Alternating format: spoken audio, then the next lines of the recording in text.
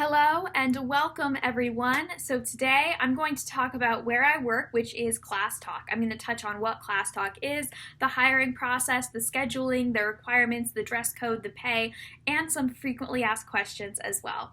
So in short, ClassTalk is an online ESL teaching company that hires independent contractors who live in North America and who speak English fluently. So ClassTalk's a really great opportunity from anyone who is looking to work from home, especially during coronavirus days or even after coronavirus days are done. This is a really great opportunity to be able to work from home and make some money from home.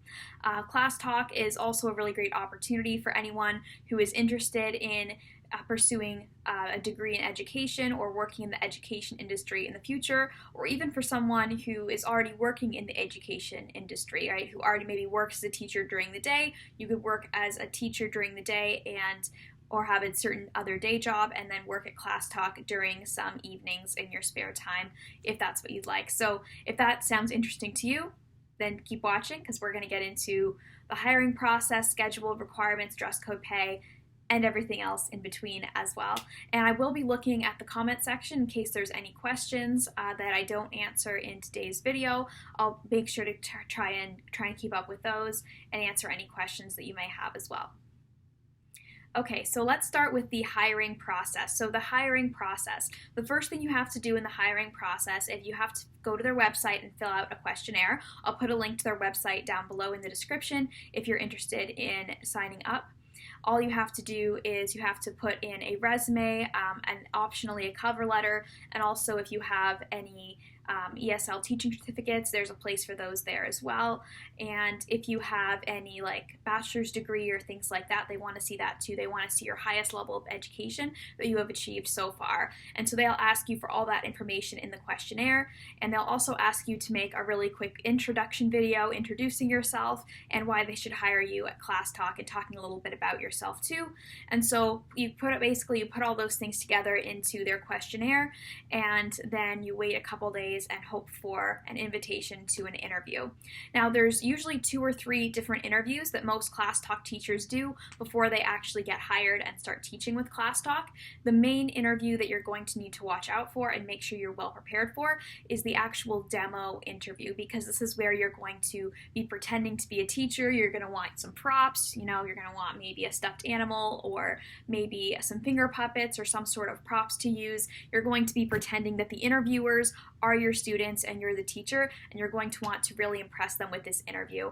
I think that this demo interview carries more weight than some people realize, because even if you're a teacher who doesn't have quite as many years of experience or not quite as much education as some of the other candidates, right? Especially if you're a little bit on the younger side and maybe you don't have the same education and experience as other people who might be applying are going to have. If you really blow them away with your demo interview, you could still get hired. And if you're a teacher who has a lot of really great the requirements they're looking for, but the demo interview doesn't go as well and they don't think that you're going to be successful if you were hired in the classroom, then they might not hire you. And so I think that the making sure that the demo interview goes really well is a big key to getting hired as a ClassTalk teacher if that's something you're interested in. Okay, so now let's talk about the scheduling and how you get booked. So basically what you do is you're going to give your availability to the people in charge, and they are going to book for you, okay? The students don't book you because you're not teaching individual students or small groups of students. You're going to be teaching an entire classroom full of students all at once if you are working for ClassTalk. And this is a bit different from a lot of other online ESL companies, because in a lot of the other ones you're teaching either one-on-one or 2-on-1 or 4-on-1 or something like that. You're not usually going to be teaching full classrooms of students on other platforms in general, but in ClassTalk that is the vast majority of the time you'll be teaching. You're going to be teaching these big classrooms full of students. And so the students do not book you, the company books you based on your availability. Now, when do most classes take place? So most classes take place between 9 a.m. to 12 p.m. Beijing time. And so what does that mean if you live in North America, for example? Well, if you live in North America, that's going to mean that their mornings are going to be for you. It's going to be the night before or the evening before. So for me, I am in Eastern Standard Time, and so that means that for half the year, depending on daylight savings, that I am 12 hours behind Beijing time or 13 hours behind Beijing time. So what that means for me is that during Sunday evening, Monday evening, Tuesday evening, Wednesday evening, and Thursday evening from 8 p.m. to 12 a.m., those are the most common times for me that the ClassTalk classes are going to take place. Now, that doesn't mean you have to sign up for all the shifts or all those different times, but it's definitely good to have some availability during those times because you'll be more likely to be booked if there's actually classes that need to be booked during that time, if there's actually classes in Beijing that are going on the same time that your availability is open for. So that's definitely something to consider. There are lots of other online ESL teaching companies where it's early in the morning because early morning in North America is evening time in Beijing. And so if you're doing like one-on-ones or two-on-ones, it's likely that it's going to be earlier in the morning. However, for teaching full classrooms of students during their actual school day, it's going to be in the evening. So depending if you're a morning person or a night person, one might be better for you than the other. Okay, so next let's talk about the requirements. So the first requirement is that you have to be a native English speaker. Something else I should note here is that you don't have to be able to speak Mandarin or Cantonese or any other language other than English. You just have to be able to speak English in order to do this job. The second requirement is you have to have at least an upload speed and a download speed of 20 Mbps, which usually isn't too hard unless your internet is really bad. You're probably going to have that, but you can check, you can do a speed test at speedtest.net to check if your internet is where they want it to be. You also have to be pursuing a bachelor's degree and have a bachelor's degree or higher in order to teach with them. Now, if you're still pursuing your bachelor's degree, I would still suggest applying because some people, if you're really close to finishing or if you're pursuing your bachelor's degree, they might still accept you, especially if you have a lot of teaching experience and you have teaching certificates and you're a great candidate in other ways, even if you don't quite have that bachelor's yet.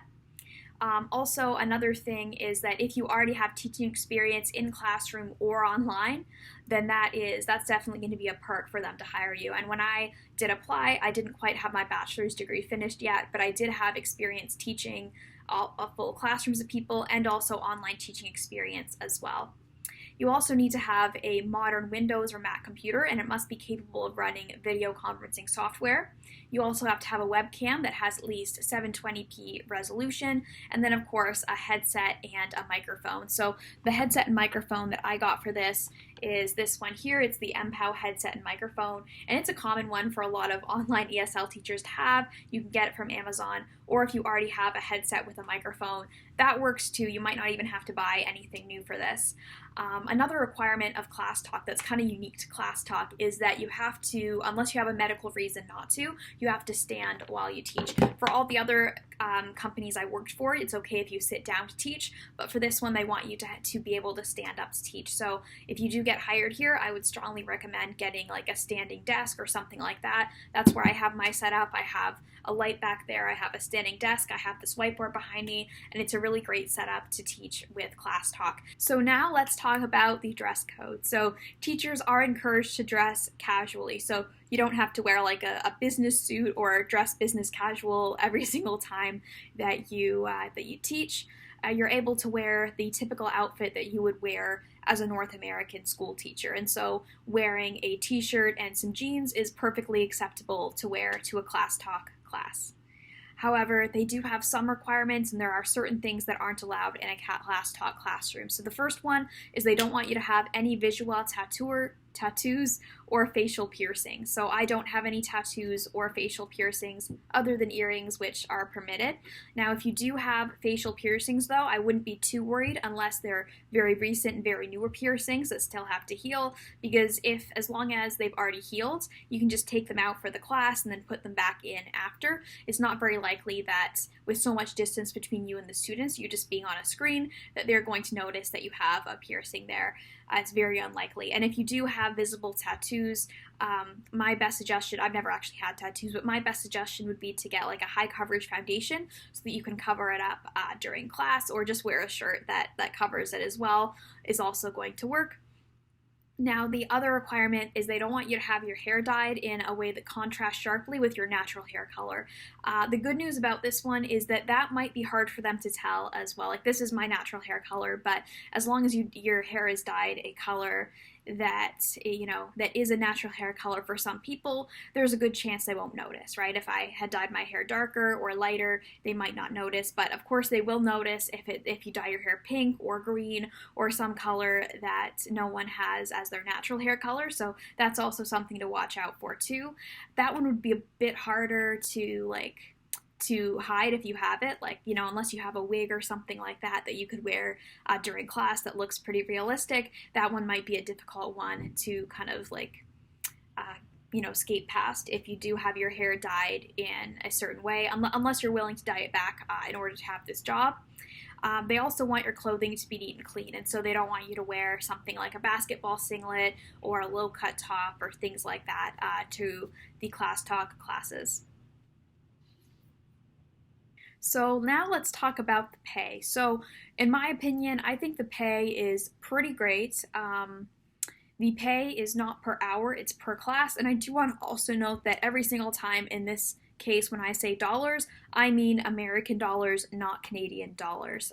And so if you do not live in the US, if you live in Canada or somewhere else, definitely you can look at a converter to see about how much that amount of money in American dollars, how much money that would be in the place where you live. So for me, for Canada, I feel like it's even more than this many dollars because each American dollar is worth more than each Canadian dollar. So when you first start at ClassTalk, you will be paid $20 to $22 US per class, and each class is about 40 minutes to 45 minutes, and so the minimum you'll be getting paid is about $30 to $34 per hour initially when you first start, which is pretty fantastic. So when you first start, you'll be put in a 1-month probationary period for being a T1. So your initial rate, whether it's 20 or 21 or 22, will depend on how your demo went and your qualifications. So how do you get off of this 1-month probationary period into the next pay grade, into the next level? Well, what you have to do is you have to have an attendance rate of 80 to 100%. You also have to teach at least 5 classes per week by the end of the first semester. And you also have to have at least 75 out of 100 positive feedback points from the schools that you're teaching at. And so if you can do that for the first month, then you'll move right on to being a T2, which is a good teacher. Now let's say that you fail to meet that requirement. Like, let's say you only get 70 points instead of 75 points or something like that. If that's the case, then you'll get to teach as a T1 or a qualified teacher for another month. You'll have another probationary period month where there will be some people who will help and support you in order to get you those points, to get you to the level where you need to be in order to be a T2. So after your first month, assuming that was successful, you'll become a T2, which is a good teacher. Now, good teachers get paid $25 to $28 US per class, per 40-minute or 45-minute class. So T2 teachers are teachers who successfully completed their 1-month probation, and they're now eligible for bonuses. So how do you become a T3 teacher after you become a T2 teacher?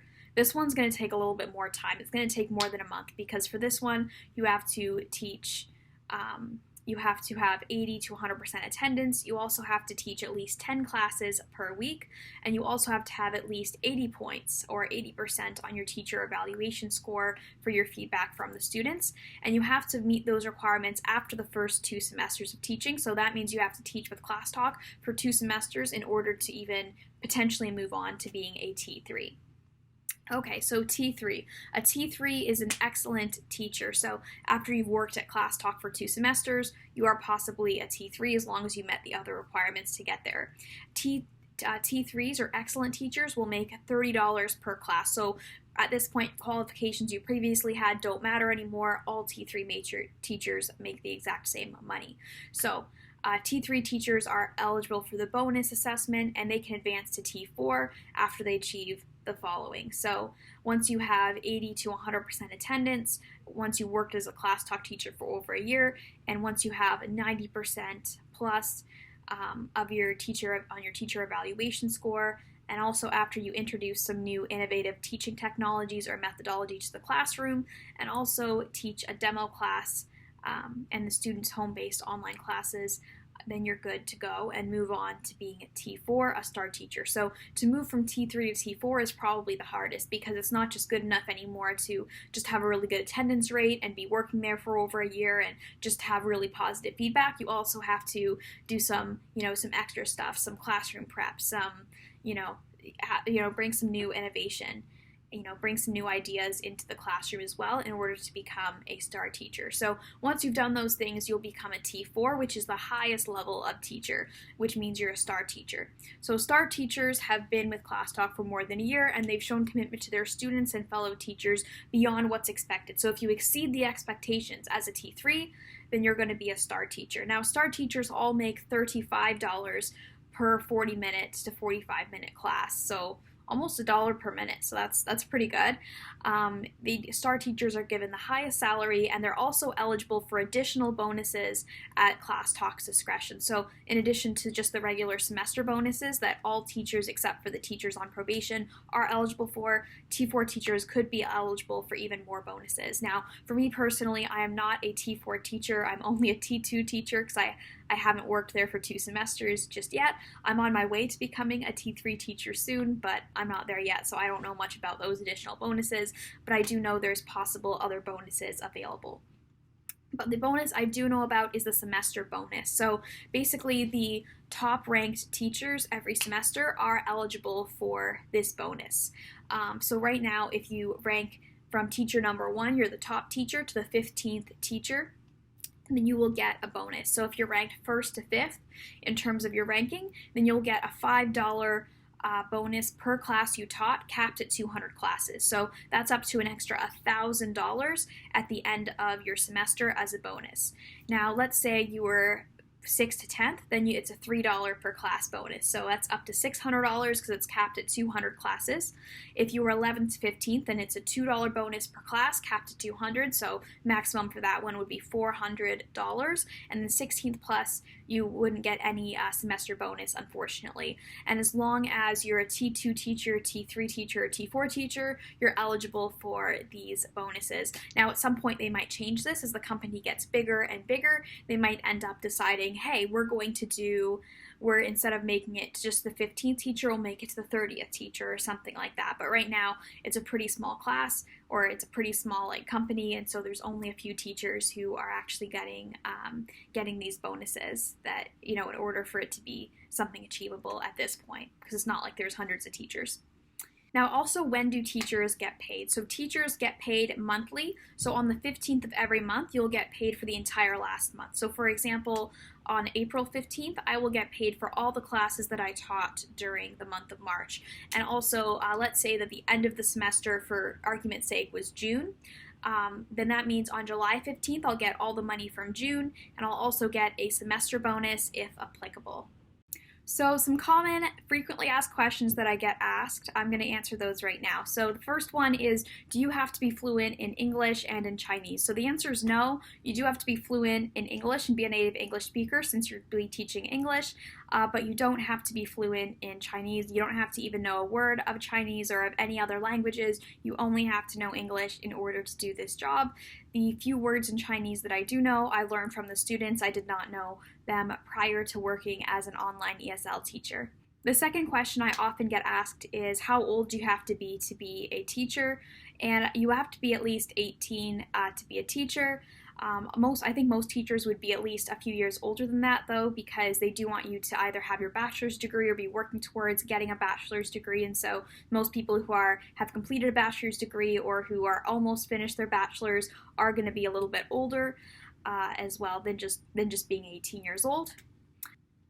And that brings me to my next question that I always get asked, which is, do you have to have a bachelor's degree in order to get hired? So technically, on a lot of these ESL teaching websites, including ClassTalks, it does say you have to have a bachelor's degree or higher. However, I worked I worked as an online ESL teacher pretty much all throughout university, not during my first year, but during my second year and beyond.